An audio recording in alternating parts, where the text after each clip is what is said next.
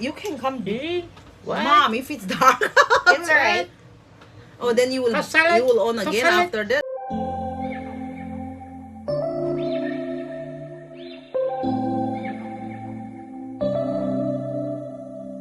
September we met, I could tell by your smile. You hadn't been with a good girl like me in a while. Yeah, you were impressed. Oh, hello, kan channel kan lawm levek chawa hey kan chungah kan kima hey daddy khan ya chuan ka pa khan hey my husband hey ngote kheron ha chuan kan nu nia mom and ke ma chuan hey 10k lom na kan ni don ni mo chuan cake kha kan ngai na lo to chu ba ke lai ga lama kan da hey kan pa favorite cake nei ke ma chuan okay kan lo in lawang. What should we do?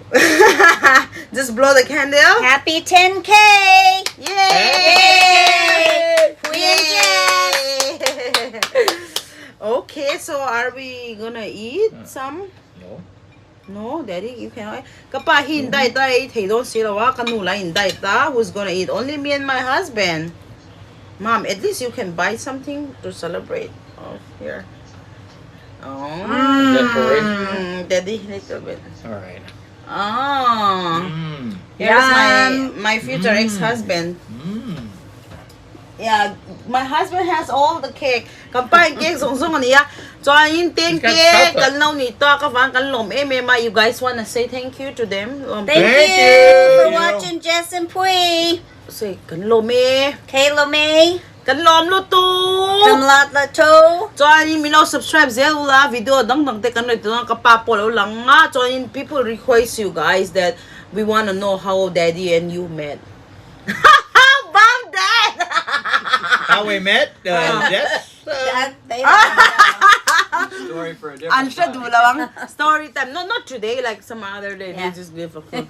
So in kanu channel ilo subscribe pa kalo manu say you want to say thank you for subscribing your Thank you for subscribing to Pui and Jess. and also your channel. And Nana's Kitchen. Nana's Kitchen. Like ang channel tilo subscribe ang kalo ma cake kanlo ekeving. So we're gonna eat on behalf of them. So this cake. So let me eat it.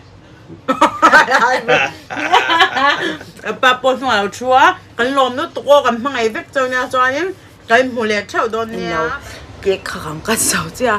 So kay kampa ka mirong kala Korea parcel ka donga mo chanin a chau te ya kan en chinang o karon tilang lo en ro wo ipok siya baby, what are you doing?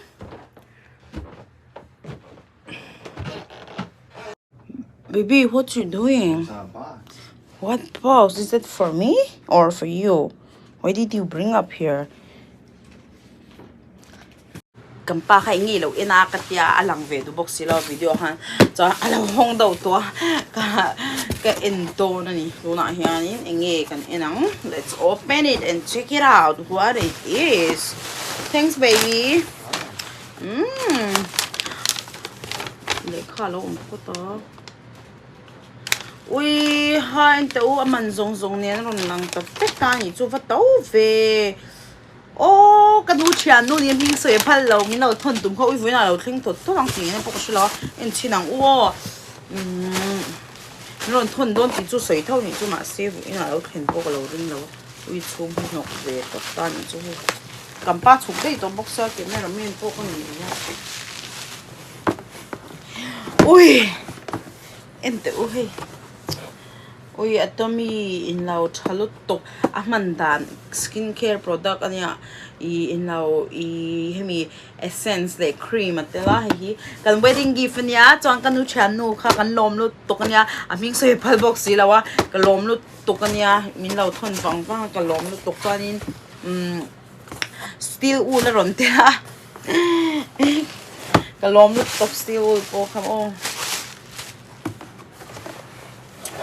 chuan hei hi asset sang aming sang ron lang boka ta hianin deep cleanser foam cleanser peeling gel peel mask of tinya cha ui ka han lom tak em atomi ui ilo mang ve nga yem ilo acha ka ti to pa ama khanin ka mang china chu chu aman dan te po video ron sam le ka tu manga chuanin lo mang vero in le ve du chang kanu in azwarania in lawa ai zo la mo ni ron zo na ko men sa khlo shil chang chang oi zo e kham cha par ke kha kang ka zo cha bok sa kan ke kat lai la hang pa ha chau de ya chon he man dan ve video in skin care product hi karon sia manga hi atomy evening care for set in ta mo tian om to pen chu chung en chinang o oi ha por to bok sa ke ma so chung kan en chinang ui cầm pa cái xuân đấy à cũng không thấyเลยnè chém hẳn lạc mấy tổ ông xí lo lâu cũng mang tóc trong freezer anh xí nó hi nghẹt về cũng mua cái đồn tuổi thì cho cái xe đậu tổ thâu mà sẽ cái đồn thâu nòng chơi này freezer nằm tên mà sẽ cái máy hi tất cả cái lớp lâu ta này chú cái tí dọc chú cái má má cái lỗ mang chân chú cái pin mình bẹt mấy mình này chú tiếng hay cái máy na sana này tắc tắc cái này lo chú vang cái hình về tập cái này ô hay cái không chín phút đó hay chung ôm hay brightening cream anh em ô hay hát chặt đón không chả tổ giờ nào cái tivi chín nắng mà sẽ nó cái nào cái mình đàn về cái chú cái rồi là video sản phẩm cái rồi là xem còn cho anh hay hydration brightening capsule essence India chat milk hop mea chang ui tia gi fan don hi nuam top me pasal nei non char char dun bel char char me ka dun ka lom to ka nia o min soi phal box si lo a za thla ka tia soi phal lo to min pe tu yan ka nu chan cha do fel lo to ka nia ma pun to brush atom mi vel te min pe to mo kan chong in ai zo la alo zin line cái lom top cái tàu xí in khá sung nóng thì hông leng ô liền đỡ dọc cả căn hông leng ô còn har sẽ có nụ tên buổi về đâu đấy cả mình hông kia càng cất cho hay à căn tì đủ thế hả tì đủ tên này về bóc xe mua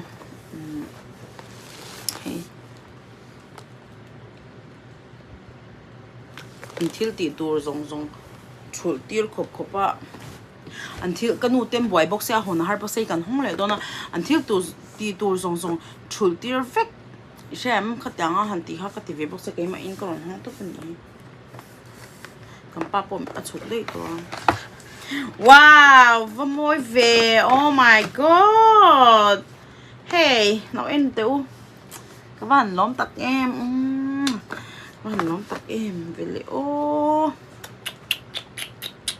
cái lom đó tóc anh nhá anh chăn nó khác cái lom đó tóc anh nhá ô hình mình lâu bé cái lom tóc rất nhiều ô cái lom nó tóc anh thì mình lâu sẽ sắc đó nè ai cái đồ nó tóc anh rồi nè mình chọn tổ sản nào mang hạ đồn không phải cái số phim vậy tăng cho nên cái tiền kia khó cái lom nó khó cái rồi cái run đá đun ta tụi nó cái video này hắn chân chú video xây đâu không thấy là ba cái nút tên chào vest thọ chân nán thọ con hoa chú ta cái ra tiền kia cái khác liền đâu cần tì lâu chân chú in ấy về tụi hắn unbox xí là wa chân chung qua để chân này tu mà cái ngay lâu phải gần nè cái là ngay lâu cái lùi về mấy mẹ bị lâu chung khan chân chú cái lom về box sẽ ý khang ai sẽ cầm pa khát chân chocolate chọc cái khai à chocolate cái khác cầm bell tóc mà chân cầm cái bell là lại thấy chú cái này lệ bell mình rất là tốt cho nên nè cái lom lúc tục cho nên cái mùi lệ thật đơn nè cho nên thì gặp mai thì cái nào cho nó sốt đơn nè chú lom bye bye, ulay kay muli. Ciao, donya. Oh, bye bye.